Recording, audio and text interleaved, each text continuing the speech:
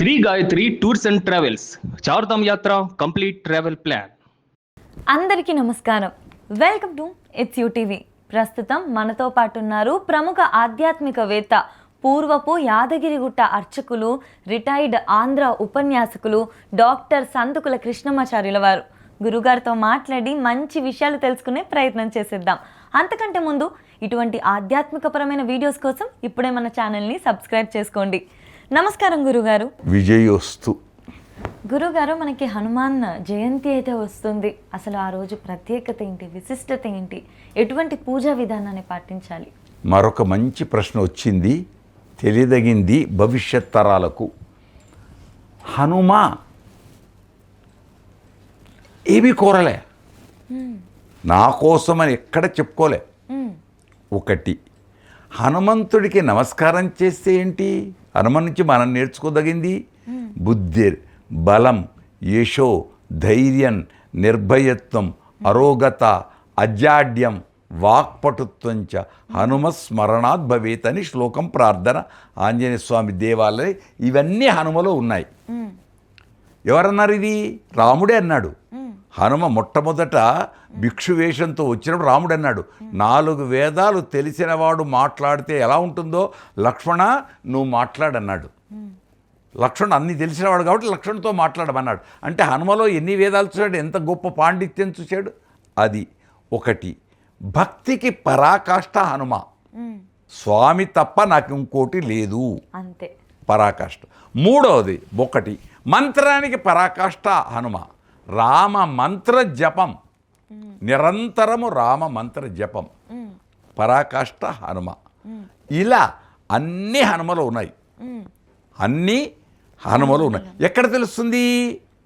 పట్టాభిషేకంలో ఇంద్రుడు పంపినటువంటి ముత్యాల హారాన్ని వాయు దేవతలు పంపిన హారాన్ని రాముడికి గిఫ్ట్ ఇస్తే రాముడు సీతకిస్తాడు, ఇది నీకు నేను ప్రేమతో ఇస్తున్నాను అని చెప్పి దాన్ని ఎవరికి ఇయ్యాలని నువ్వు అనుకుంటున్నావో ఆలోచించి ఉత్సాహ, పౌరుషం, సత్వం, ఆనుశంస్యం, కృతజ్ఞత, విక్రమశ్చ, ప్రభావశ్చ, ఇవన్నీ ఎవరికి ఉన్నాయో ఆయనకి ఇవ్వమన్నారు.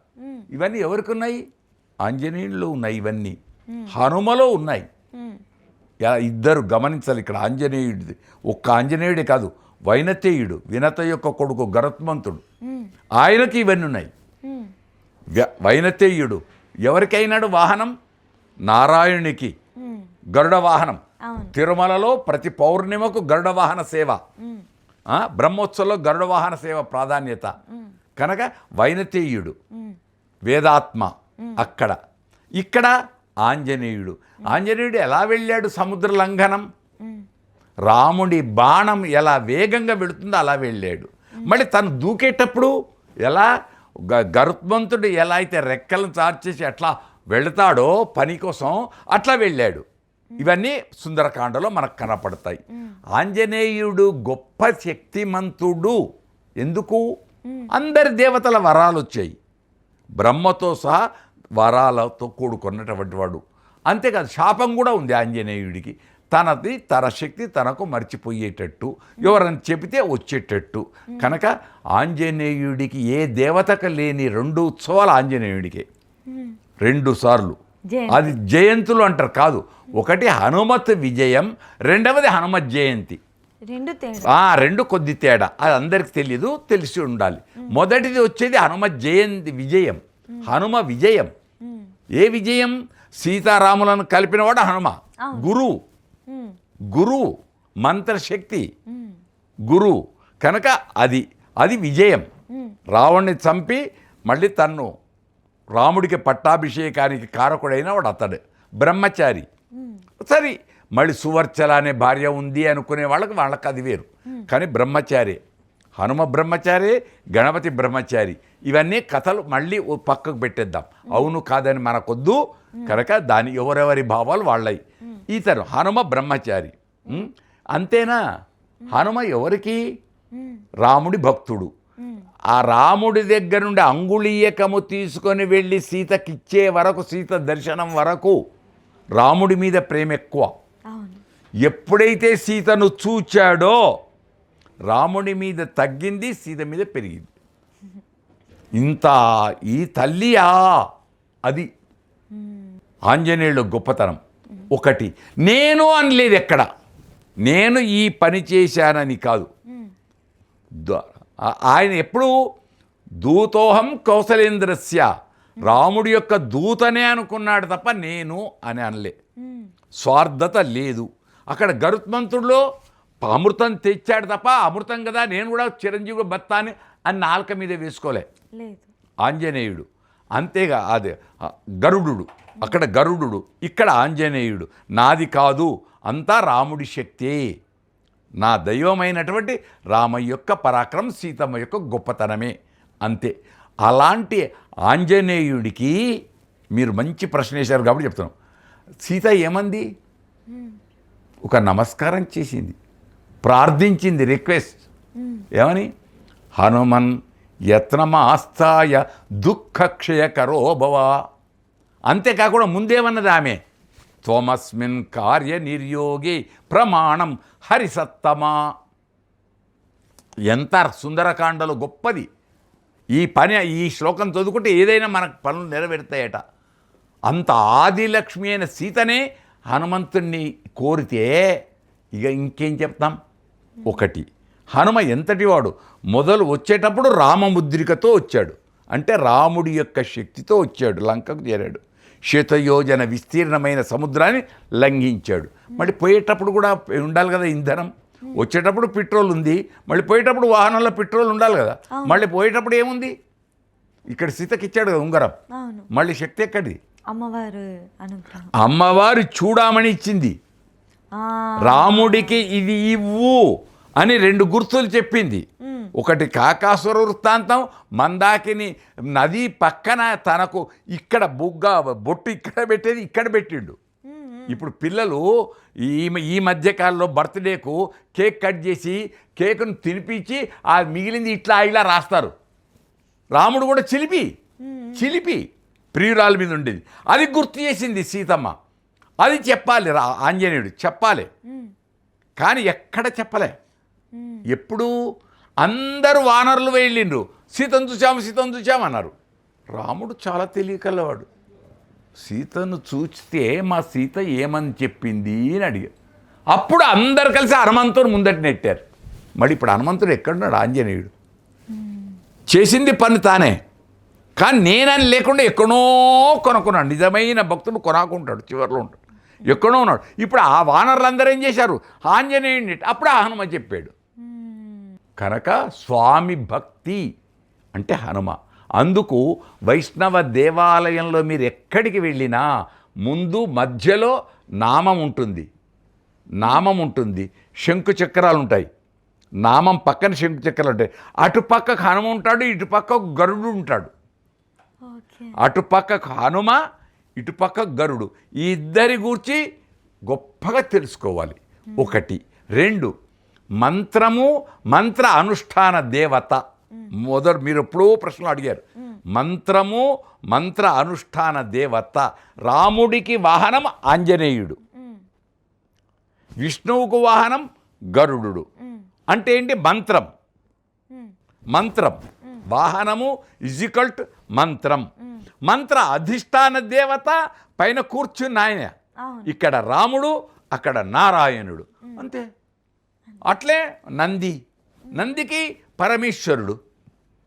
అదే ధ్వజం, జెండా. అంతేనా? జెండాపై కపిరాజు. మళ్ళీ భారతంలో అర్జునుడి యొక్క. కనుక శక్తిమంతము, ఆరోగ్యవంతం అన్నీ ఇచ్చేవాడు హనుమ ఉపాసన చాలా గొప్పది. పరాశర సంహితలో విశేషంగా చెప్పబడింది. హనుమ మంత్రద్రష్టతో కూడుకున్న గొప్పటి అది. ఎంత సమయం తీసుకున్నా తక్కువే కాబట్టి అందుకే దానికి పేరు సుందరకాండ అని పెట్టాడు. వాస్తవానికి ఏముండాలి? అంగుళీయక ప్రధానకాండ, లేదా హనుమత్ లంఘనకాండ, లేదా సీతా సందర్శనకాండ అని పెట్టాలి. బాలకాండ, అయోధ్యకాండ, అరణ్యకాండ, కిష్కిందకాండ, యుద్ధకాండ. మళ్ళీ దీనికి సుందరాన్ని ఎందుకు పేరు పెట్టారు? సుందరో హనుమాన్ కపి, సుందరో హనుమాన్ కపి. తల్లికి బిడ్డ అందగాడు, అవును తల్లికి ఏ బిడ్డ అయినా అందగాడే. అవును. కాబట్టి అందగాడిని పేరు పెట్టుకుంది ఆమె అంజనాదేవి. అంజనాదేవి కాబట్టి హనుమ అంటే బుగ్గ మీద దెబ్బ కొట్టినవాడు ఇంద్రుడి చేత అని అర్థాలు. కనుక ఇలా ఎన్ని చెప్పుకున్నా హనుమ ఉపాసనలో చాలా గొప్పది. అంతేకాదు మళ్ళీ ఇంకొక చోట ఇప్పుడు తెలిసి ఉండాలి, 2 పండుగలని చెప్పుకున్నాం, హనుమ విజయం, హనుమ జననం. ఈ రెండు పండుగల్లో తెలుసుకోవాల్సింది ఏంటి అంటే ముఖ్యమైనది ఆ స్వర్గానికి వెళుతూ మానవ అయిపోయి దైవం అయిన తర్వాత స్వర్గానికి మళ్ళీ తన లోకానికి వెళుతూ అందరు రమ్మన్నాడు. అయోధ్యవాసులు అందరూ వచ్చారు. హనుమాన్ అడిగాడు, హనుమా వచ్చేసేయి నువ్వు నాతోటి అన్నాడు. అక్కడ ఏముంటుంది అని అడిగాడు హనుమ. ఎందుకు అన్నీ చదువుకున్నవాడు, సూర్యుడు గురువు, వేదాలన్నీ వచ్చు, అన్నీ తెలిసినవాడు. అక్కడ ఏముంటుంది అని ఏమీ ఉండదు, స్వర్గం హాయిగా నేనుంటాను, నువ్వుంటావు, చూస్తుంటావు. మళ్ళీ అక్కడ రామనామం వినపడుతుందా? ఎక్కడ రామనామం లేదని నేను అక్కడ రానన్నాడు. నాకు అది కావాలనలే. రామనామమే ముఖ్యం, ప్రధానం అంటే మంత్రం ముఖ్యమనే కదా. అవును, రామనామమే ముఖ్యమంటే తారక పరబ్రహ్మ మంత్రం, ఆ మంత్రమే నాకు ముఖ్యం. కాబట్టి ప్రతి ఊరిలో రాముడు దేవాలయం రామాలయం ఉండకపోవచ్చు కాక హనుమ ఆలయం మాత్రం ఉంటుంది. ప్రతి ఊరిలో హనుమ లేకుండా ఏ ఊరు ఉండదు. అంతేకాదు సీతమ్మ ఒక వరం ఇచ్చింది, నీవు చిరంజీవివి, నా భర్త యొక్క క్షేమం చెప్పావు, నన్ను కలపడానికి ప్రయత్నం, నీవు చిరంజీవివి కనుక వచ్చే యుగంలో హనుమ బ్రహ్మ అవుతాడు. వచ్చే యుగంలో హనుమ బ్రహ్మ అవుతాడు. చాలా గొప్పది అది. హనుమ చరిత్ర వింటే చాలు దుష్టశక్తులు నిపోతాయి, శక్తులు వస్తుంది. చదువుకు మూలం మళ్ళీ ఆంజనేయుడి యొక్క ఉపాసన చేత పోయిన వస్తువు దొరుకుతుంది, అన్నీ సిద్ధిస్తుంది, ఆరోగ్యం, ఆ ముఖ్యమైనటువంటి విద్య, చదువు, పట్టుదల, ఏకాగ్రత, అదే తప్ప ఇంకోటి ఉండదు. డ్రైవింగ్ చేసేవాడికి చూపు ఎట్లుండాలి, పక్కకు ఇటు ఉండదు, ఒకే చూపు. చదువుకునేవాడిది ఒకే చూపు. క్రికెట్లో అతనిది ఒకే చూపు, హనుమది ఒకే చూపు, అంతే. హనుమలో ఎవరున్నారు? మళ్ళీ నరసింహుడు ఉన్నాడు. ఇప్పుడు నరసింహ జయంతి కూడా చెప్పారు కదా, నరసింహుడు సింహికను సంహరించడం గోళ్లతో సంహరించాడు. గోళ్లతో ఆపరేషన్ చేశాడు, ఆమెను లోపల చంపేశాడు. మళ్ళీ వానరుడు గోళ్లతో చంపేయడం ఏంటి అనొచ్చు. నరసింహుడు గోళ్లతో చంపాడు హిరణ్యకశిపుణ్ణి. ఇక్కడ అందుకోసమే పంచనారసింహ ఉపాసనలో చెప్తారు, వందే వానర నారసింహ ఖగరాట్ వక్త్రాశ్వ క్రోఢాన్వితం, 5 ముఖాలు, అందులో నరసింహం ఉంది. కాబట్టి ఎంతటివాడు ఆంజనేయుడు, ఎంతటివాడు గొప్పవాడు. కనుక హనుమ తలుచుకుంటే కానిది లేదు. సుందరకాండ ఇప్పటికీ ఏ పనికైనా సుందరకాండ పారాయణం చేయిస్తారు పెద్దలు, అక్కడ అన్నీ నెరవేరుతాయి. అది సుందరమైన కాండ, అన్నీ సుందరమే. హనుమ సుందరుడు, హనుమ చరిత్ర సుందరుడు, రాముడు సుందరుడు, రామచరిత్ర సుందరము, ఆ సీత సుందరి, సీత చరిత్ర సుందరి, లంకా సుందరము, లంకలో ఉండే అశోకవనం సుందరం, అంతా సుందరమే. కనుక హనుమాన్ గురించి గొప్పగా అడిగారు. చాలా సంతోషం తల్లి. హనుమ జయంతి శుభాకాంక్షలు. హనుమ అన్నీ చేకూర్చుగాక. గురుగారు, ఒక చిన్న సందేహం గురుగారు, స్త్రీలు హనుమంతుడి విగ్రహాన్ని తాకవచ్చా? ఎవరన్నారు తాకొద్దని? కొంతమంది అన్ని అనుమానాలు, అది కూడా అనుమానమే. అంతే, అలాంటిది ఏం లేదు, కల్పించుకోవాలి. ఎందుకంటే హనుమ బ్రహ్మచారి కదా, హనుమ బ్రహ్మచారి కదా, మేం తాకొచ్చా అంటారు. హనుమ దైవం. ఇక్కడ బ్రహ్మచార ఇదా అని కాదు, హనుమ దైవం. హనుమ దైవమే, దేవుడు. దేవుడికి స్త్రీ పురుష భేదం లేదు. ఒకటి మీరు మంచి ప్రశ్న వేశారు. ఆ సీతమ్మ ఏమంది లంకలో, నేను పరపురుషుని ముట్టుకోను, పరపురుషుణ్ణి ముట్టుకోను, నా ప్రియుడు తప్ప, నా రాముడు తప్ప. హనుమ ఏమంటాడు, నా భుజాల మీద ఎక్కించుకో వెళుతా తల్లి, వచ్చేస్తావా అంటే నేను ఇతరులను ముట్టుకోను అన్నాడు. మళ్ళీ ఈ మన వాల్మీకి రామాయణంలో కాదు, ఇతర రామాయణంలో పరాశర సంహితలో శతకంఠ రావణ్ణి చంపేటప్పుడు సీత హనుమంతుని భుజం మీద ఉండి చంపింది. సీత వీరవనిత. శతకంఠుడు అనే రావణుని సీత చంపుతుంది. చంపింది ఎట్లా చంపింది? హనుమత్ వాహనం, రామ వాహనమ ఎట్లనో హనుమ సీతకు కూడా వాహనం. ఇప్పుడు మళ్ళీ చెప్పండి, ఆడవాళ్ళని ముట్టుకోవచ్చా ముట్టుకోకూడదు? సీతాదేవే ముట్టుకున్నారు, అమ్మవారే ముట్టుకున్నప్పుడు మనం ఎంత? ఒకటి రెండు, ఇంకొకటి కూడా ఊహించవచ్చు. హనుమ నువ్వు ఇట్లా ఊహిస్తే హనుమలో ఏముంది? వందే వానర నారసింహ ఖగరాట్, గ్రద్ద గరుత్మంతుడు. మళ్ళీ గరుత్మంతుని దేవాలయం ముట్టుకుంటున్నామా లేదా? దండం పెడుతున్నాం. సంతానం లేకుంటే మంచిగా బ్రహ్మాండంగా ప్రసాదం తింటున్నాం. మళ్ళీ ఆంజనేయులు ఎవరున్నారు? గరుడు ఉన్నాడు కదా, గరుడు ఉన్నాడు కదా. 5 నరసింహుడు ఉన్నాడు అన్నాం, ఇప్పుడు గరుడు ఉన్నాడు కదా. మళ్ళీ అంతే, మనము భావనలో ఉంటుంది తప్ప ఇది చాలా వ్యతిరేకంగా చూడొద్దు, పాజిటివ్గా అనుకూలంగా చూడాలి. ఇది స్త్రీయా, విడోనా, పురుషుడా, ముసలివాడా, యువకుడా అవసరం లేదు. ఆయన ఒక మంత్రం, ఆ యంత్రం మన దగ్గర ఉంటే రక్ష. ఆ అనుగ్రహం యంత్రం, ఆయన అనుగ్రహం ఉంటే కానిదంటూ ఏదీ లేదు.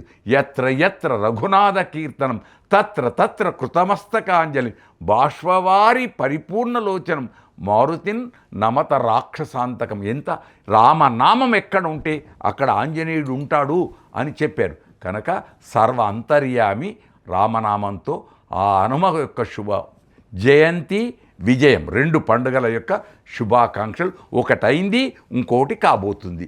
అందుచేత ప్రపంచానికి హనుమ యొక్క వైభవం వర్ధిల్లు కాక, యుద్ధం లేకుండా శాంతి కాముకలమై ఆనందంగా ప్రజలంతా సుఖ సంతోషాలతో వర్ధిల్లుదురుగాక. జయోస్తు జయోస్తు జయోస్తు. చాలా సంతోషం గురుగారు, విజయం. పూర్తి ధన్యవాదాలు.